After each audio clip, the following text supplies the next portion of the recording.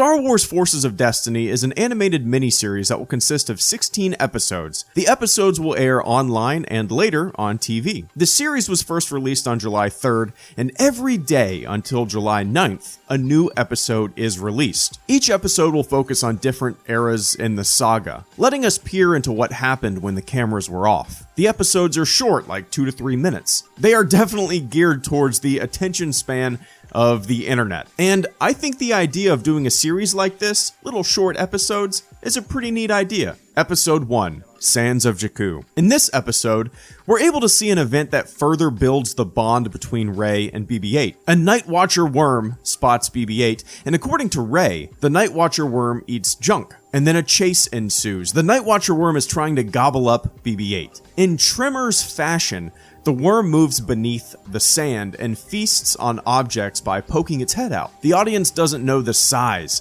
of this creature until it launches its full body vertically. At first, we're just given a glimpse of its eyes, which are basically like a submarine's periscope. The body hides underneath the sand while the eyes gaze across the horizon. The Force Awakens showed us that Rey is incredibly empathetic to all creatures and even droids. A character with compassion, a character that wants to help the underdog. And in just under 3 minutes, this episode shows even more of her compassionate side. Not only does she try to help BB-8, a droid that she just met, but when they reach the high ground, and they're no longer in danger from the Night Watcher worm, she finds a piece of junk, tells the worm that she knows it's hungry, and she feeds the junk to the worm. Her compassion and empathy is even granted to a creature that just tried to kill her and her new little droid friend. Episode 2, BB-8 Bandits. In this episode, Rey's compassion pays off. 3 Tito's, which are reptilian species native to Jakku, that we actually saw one in The Force Awakens,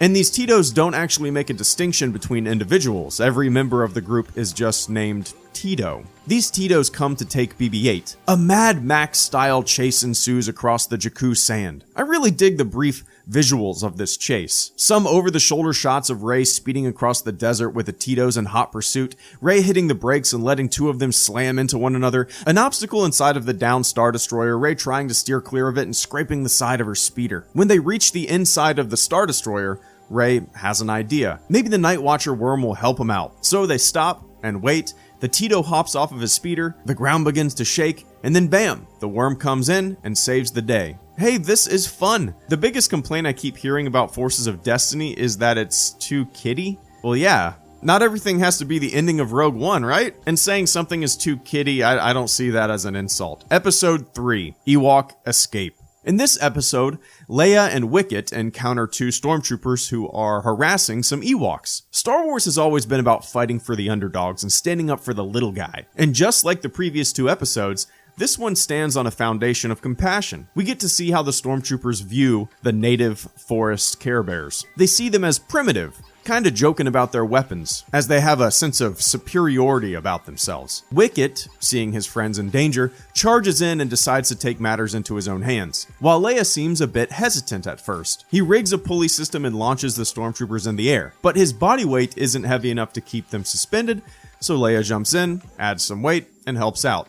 So far, this is my least favorite episode that I've seen. That's not to say that it's not good. It has a solid message, like the others, a theme that I think will be present in every episode of Forces of Destiny. Have some empathy, and fight for the underdog. Episode 4, The Padawan Path. In this episode, Ahsoka is on her way to a Jedi ceremony, but as she's making her way to the ceremony, she notices a crowd of citizens running away from a malfunctioning droid who is marching and seems to be on a path of destruction. She jumps into action. A mother and child are about to be crushed by the droid. Ahsoka puts a stop to the droid by launching a vehicle at it and then cuts a water pipe hanging above, dousing the droid with water and putting it down. Ahsoka was late for her ceremony, but being late is fine when someone or something is in need of help.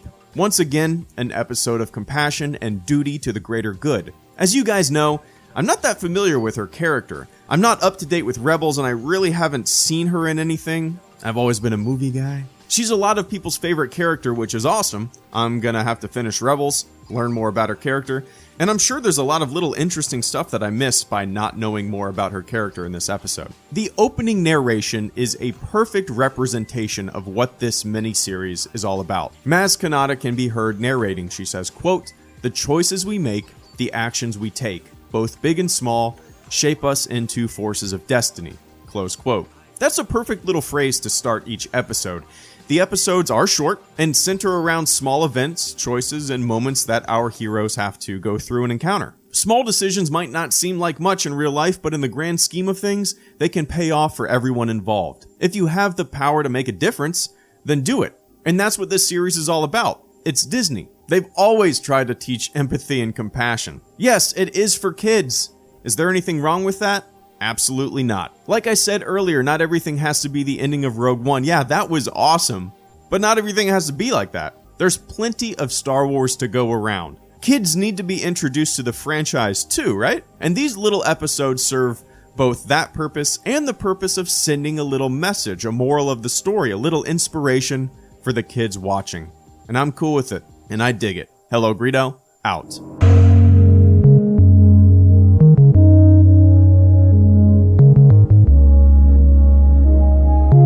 Always with you, it cannot be done.